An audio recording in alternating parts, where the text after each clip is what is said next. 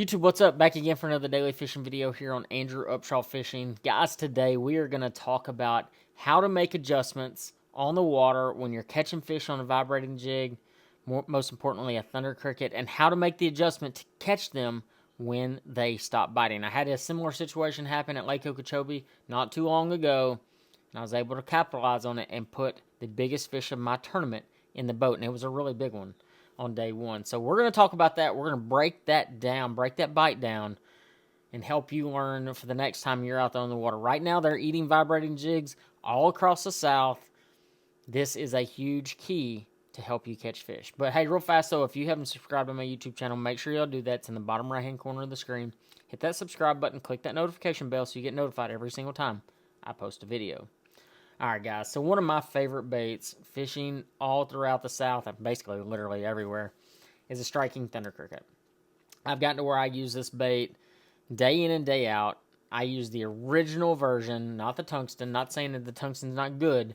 I just have supreme confidence in the regular version of it, and I catch a lot of bass on it. It is a absolute fish catcher, and you know, I get asked all the time, man, why don't you throw a jackhammer? I have some jackhammers, and I've thrown them from time to time.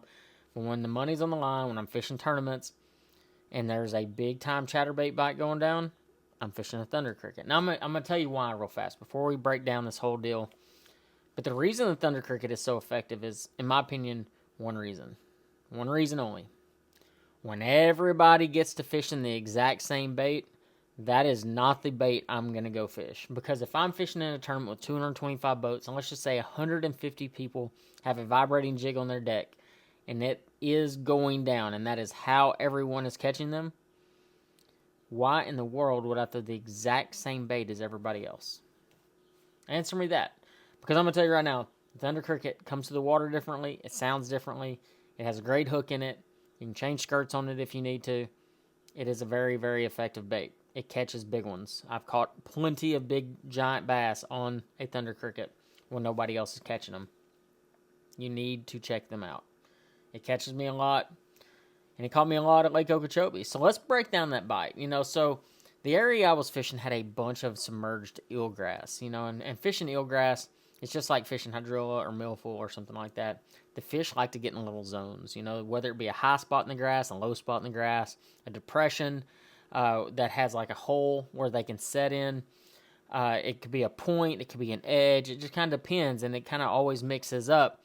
But you always have these 5 or 6, 7, 10 little zones that these fish like to get in.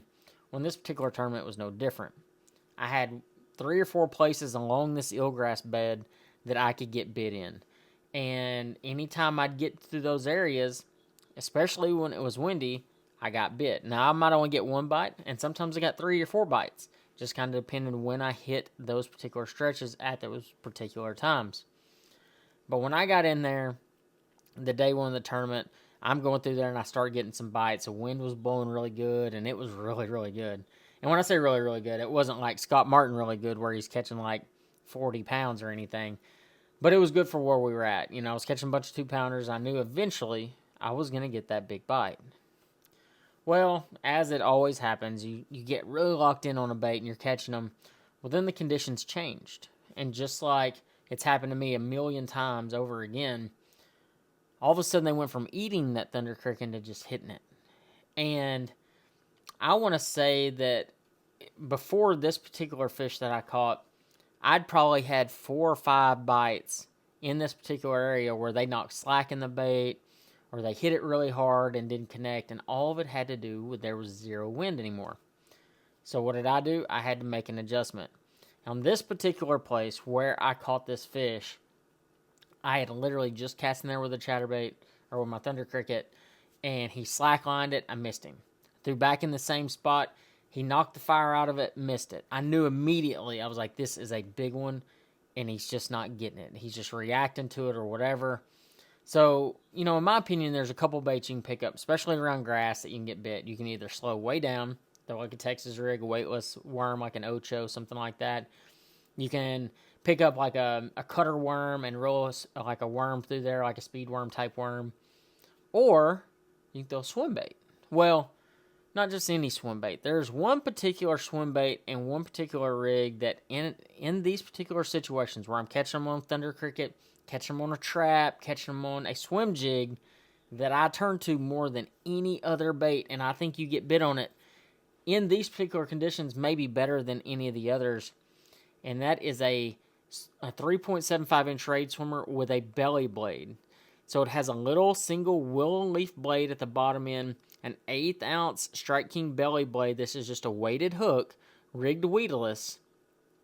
Now the one I was throwing was green pumpkin pearl, but I just, for the sake of the video, I wanted y'all to be able to actually see the bait rig, how it was rigged, and I just wanted to talk to you about that. You know, the reality is when you get in a situation when the bite is really, really tough, making these little fine-tune adjustments will help you land fish. So backtrack. I get those bites on that vibrating jig, nothing.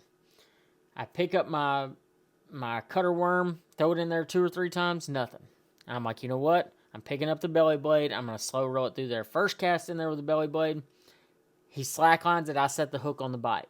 Worst thing you can do, by the way, in case anybody's wondering, on that particular rig, what you want to do is you want to cast it in there. You want them to bite the bait. You reel down, you take your time, you let them get it really good, and then you set the hook. Okay, well, I didn't do that the first cast because I was too excited that it actually bit, I think. Well, the second cast in there I made, fire it up there, and I'm reeling it really slow, and it thumps it as soon as it gets to the spot where it had been biting. I let it have it for a second, I set the hook, and it was easily the biggest fish in my tournament. 6.5, 6 3/4 pounds, almost 7 pounds. This is a big one. And definitely saved my day. Now, granted, guys, I'm not having the best open series this year. I can't blame it on anything other than having a little bit of bad luck in tournaments, making some bad decisions as well, but also having some mechanical issues that just kind of happen in everyday fishing from time to time. So I've just kind of been behind the 8 ball a little bit on some stuff, and that's just how it goes. Not making any excuses. I just have to fish better. But in the situation of this particular tournament, on this particular day, I made a really good decision, and I know it can help you catch more bass. It helped me catch a really, really big one, and it's helped me catch really big fish all over the South, and it definitely works right now. We got the shad spawn coming around the corner. The fish are eating vibrating jigs. It's a great follow-up bait, especially on those calmer days. But fishing it on the right setup is maybe as much of a key as even fishing the bait at all.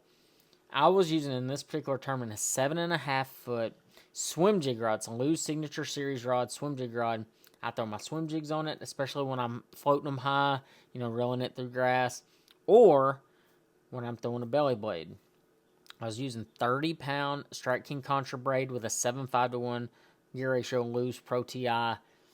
You need to have the fast gear ratio reel. You need to have the longer rod. I know people say, well, I throw a 7 foot, or I throw a 7.2 or a 7.3. The longer rod helps you get hook sets at longer distances, especially on big ones. Yes, the shorter rods will help you catch them when they're close by or if they're smaller fish. But when you get a really big one, the worst thing you can do is not have enough rod to be able to set the hook at long distances, because a lot of times these fish like to eat it on the first 5 or 6 cranks of your bait. So if you make a really long cast and you make 5 or 6 cranks and one eats it, you better have a meaty rod or some really good line to be able to set that hook well.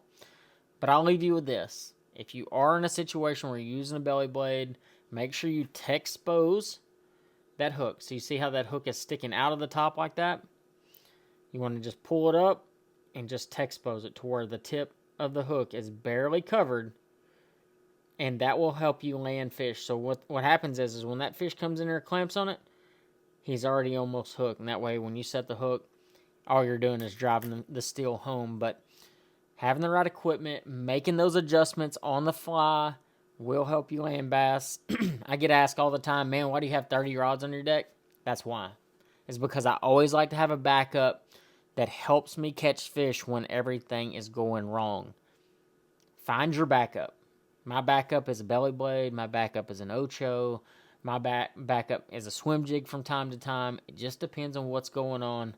The belly blade, though, that 3.75-inch raid swimmer, it'll get you bit. It'll help you catch fish when nobody else is catching them. But, guys, I hope y'all enjoyed this video. I hope y'all learned how to catch them on a belly blade and to make that adjustment when that weather changes and the bite gets weird. Guys, I hope y'all like this video, and I'll see you on the next one.